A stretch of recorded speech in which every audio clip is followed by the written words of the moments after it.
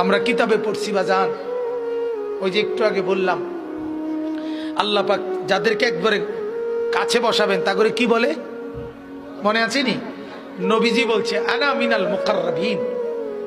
নবীজি বলছে ও উম্মত, আল্লাহর ঘনিষ্ঠ জনদের মধ্যে সর্বপ্রথম সবচেয়ে ঘনিষ্ঠ হব আমি মুহাম্মদ।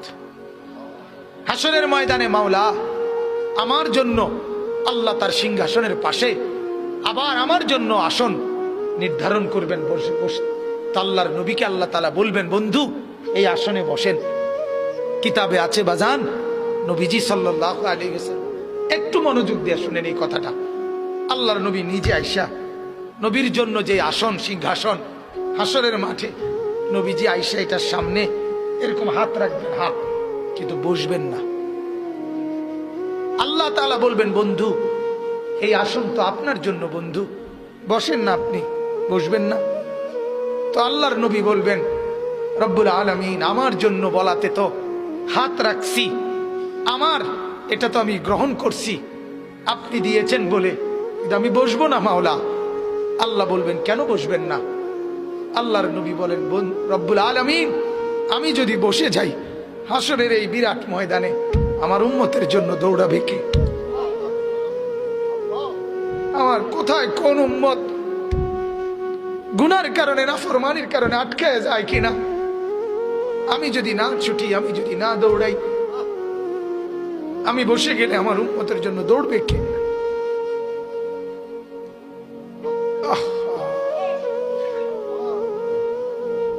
বাপ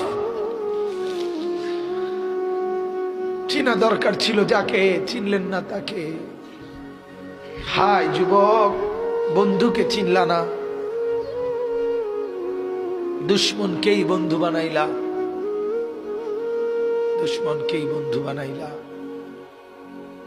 আপন বন্ধু যিনি তাকে চিনলা না, দুশ্মনকেই গ্রহণ করলা। চেহারায়, সুরতে, চলনে বলনে, আচারে উচ্চারণে বেঈমান যেভাবে সাজায় দেয় তুমি তাকেই গ্রহণ করলা যে তোমার বন্ধু।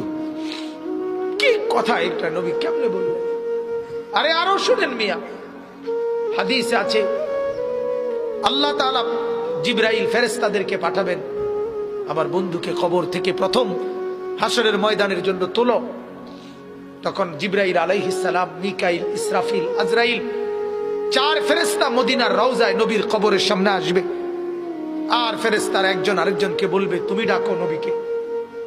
সবাই বলবে না, শেষ পর্যন্ত বলবে জিবরাইল তোমার সাথে নবীর মহব্বত বেশি, তুমি বেশি আসছিলা গেছিলা দুনিয়াতে, তুমি ডাক দাও, আমরা সাহসে কুলায় না। জিবরাইল তখন ডাক দিবি ইয়া রাসূলুল্লাহ আপনি উঠেন, হাসরের ময়দানের জন্য আপনি দাঁড়ান। আল্লাহর কসম বাপ কসম, হাদিস আছে নবীজি সাল্লাল্লাহু আলাইহি সাল্লাম বলেন আমার উম্মত আমি নবী তখন এই কবর থেকে উঠেই কপালের বালু মুছতে মুছতে আল্লাহর নবী বলবেন জিবরাইল আমার উম্মত কোথায়? আমাকে নেওয়ার জন্য আসে নাই নাকি তারা জাহান্নামে চলে গেছে? জিবরাইল তখন চোখের পানি ফেলে বলবেন না ইয়া রাসূলুল্লাহ, এখনো কেউ কবর থেকে উঠে নাই, কাউকে আল্লাহ এখনো উঠায় নাই, আপনি উঠলে এরপরে সবাই উঠবে। উঠেই নবী বলছে হায় আমার উম্মত কই? আমার উম্মত আমারে নিতে আসলো না। ওই যে এয়ারপোর্টে আমরা মাদ্রাসায় দেখি এই ভুক্তভোগী আমরা মাদ্রাসার ছোট ছোট ছেলে পড়ে যে আমার মাদ্রাসায়, প্রায় মায়েরা বাচ্চাদের মা ছুটি নিতে আসে, তার বাবা বিদেশ থেকে আইব, এয়ারপোর্টে নিতে কইছে, ছেলেটারে কি করতে কইছে?